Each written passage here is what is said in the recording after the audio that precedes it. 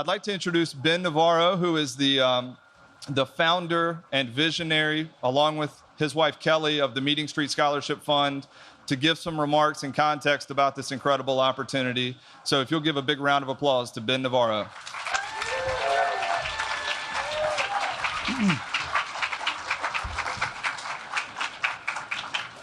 Fun, fun, fun. So great to see you all here. Let me start out with a question.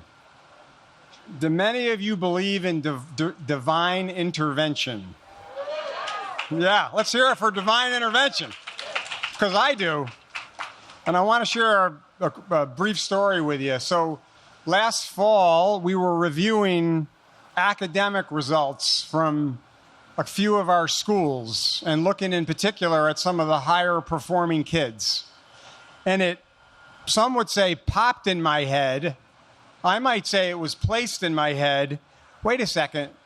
What if we could make it possible for every CCSD student who qualifies to be able to afford to go to college? And it literally, like that, popped in my head. And so I do what I usually do is I call somebody smarter than me, one of our analysts, and I say, hey, look at the numbers and tell me how many kids that would be. And he came back and said it would be around 100 kids a year. And here we are with 94. And the thing that I was particularly excited about is I didn't want to have some complicated process to apply. I wanted it to be simple. And we said, well, there's this thing called the Life Scholarship, and that qualifies kids for academics. And there's this thing called the Pell Grant, and that qualifies kids for need. As long as they meet those requirements and they go to one of our best schools in South Carolina, sounds like we have a winning formula. And everybody loved it, except they said, wait a second, it's like November, and you're wanting to do this for the coming school year. How the heck is that possible? Well, they didn't know that I had a secret weapon who I could call, and that secret weapon happens to be Mr. Josh Bell. And if Josh, if you'd stand up just to be recognized for a second.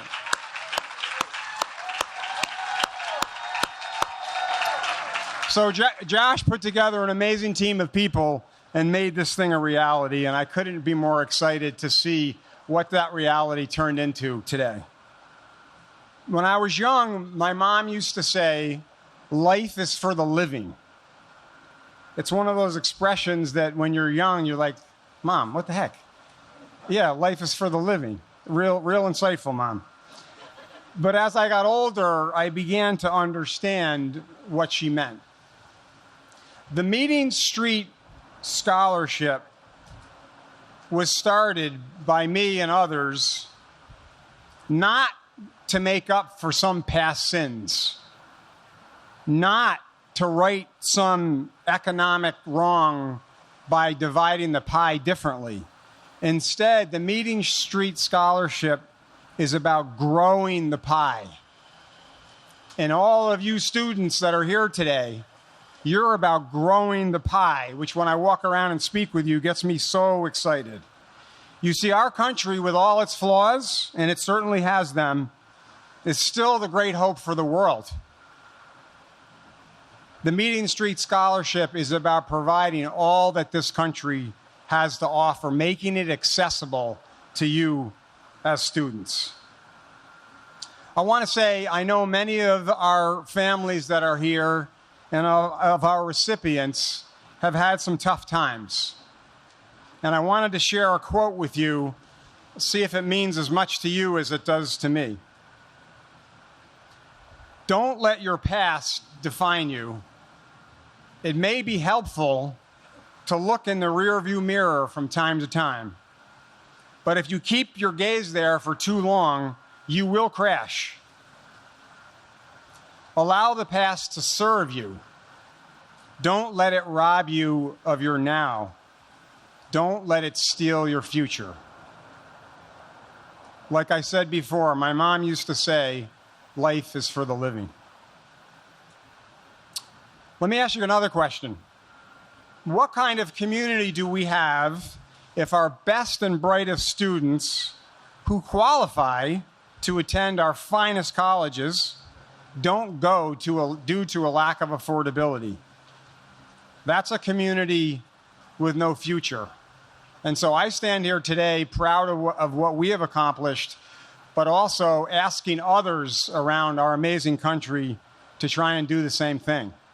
Let's look at the numbers for a second. It's so different than when I was a college student, and I paid for college myself, but I was more able to do that back then given the cost. Today, to attend one of our finest schools, it's upwards of $30,000. Well, you get $5,000 from the Life Scholarship, maybe $5,000 or $6,000 from the Pell Grant, maybe loans of $5,000, maybe some other grants of $5,000. That totals 20 of the 30 that you need.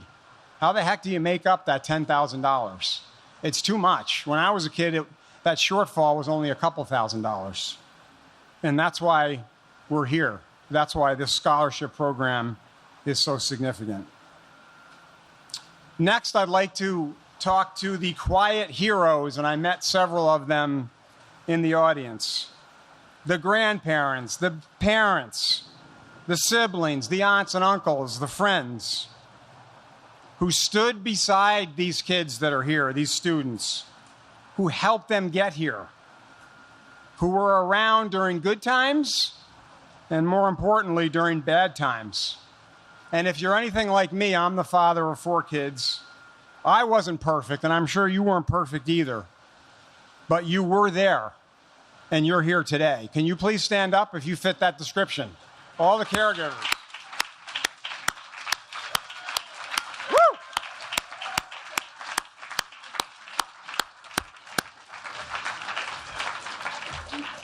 That's a very special community of people, and I hope many of you get to meet each other if you don't already know each other. So on to these amazing young people. Let me say a few things. You have earned this opportunity. You have worked hard. You have made good decisions, and you've stuck to your values. Probably most importantly, you have refused to give up. You didn't even know this scholarship would be here. Neither did we. You didn't even know the scholarship would be here. But yet you did the work anyway. And I couldn't be more proud to have the 94 recipients that are here today.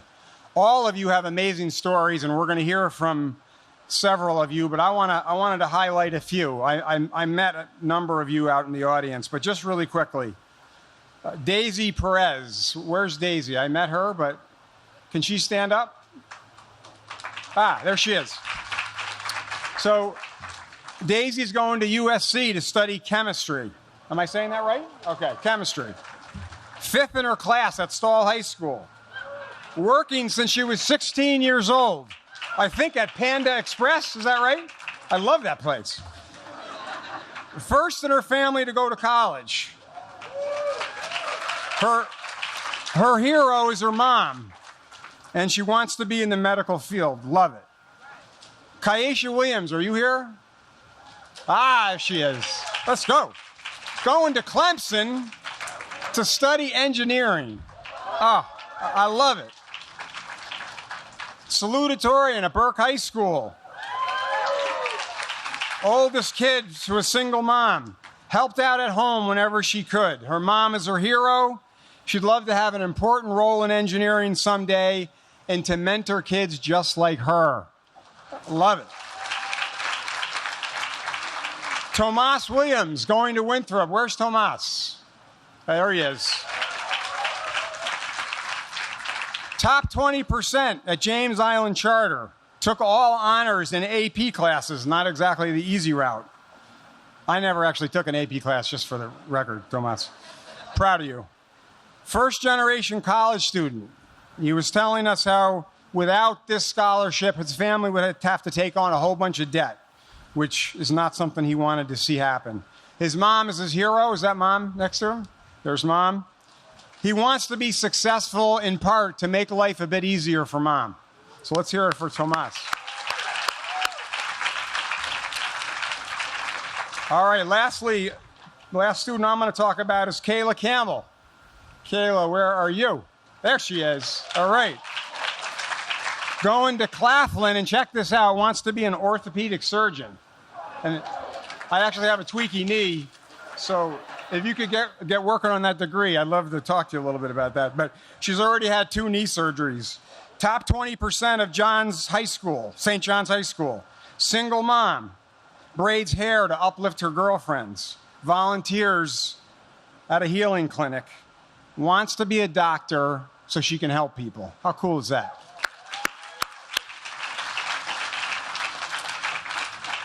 All right, I'm almost done. When I show up with notes, it's never good, but I'm almost done. I want to share a piece of advice and then a bit of philosophy with you, and then I promise to get off the stage. People often compare life and sports. You hear the expressions: throw a Hail Mary, run out the clock, be a team player. And certainly there are similarities. But success in life is much different than success in sports. You see, life does not come down to one moment. Life is not won or lost on the last play. Rather, if all the recipients would listen to this, it's the best piece of advice I can give you. Life is about doing common things in an uncommon way. Do common things every day in an uncommon way. You will be successful. I've heard Dabo Sweeney talk about this too, but he got it from me. There's Clemson people out there. He stole it from me. Anyway, not really. I don't. That's not really true. But what does that mean? Be prepared for that test. Show up even on your worst day. Do your best at a menial job like Panda Express, not because it's going to be your future, because every day and every task that you do matters. Be a great friend. Do common things in an uncommon way. And lastly, if I could ask each of the recipients to stand, please, each of the recipients. Hopefully there's 94 of you. And look this way. This is the most important message that I wanted to give to you today.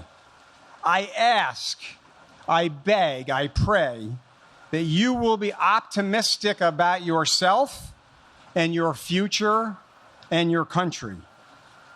You know, we spend so much time looking at negative images, looking at the worst of ourselves. But that's not the truth.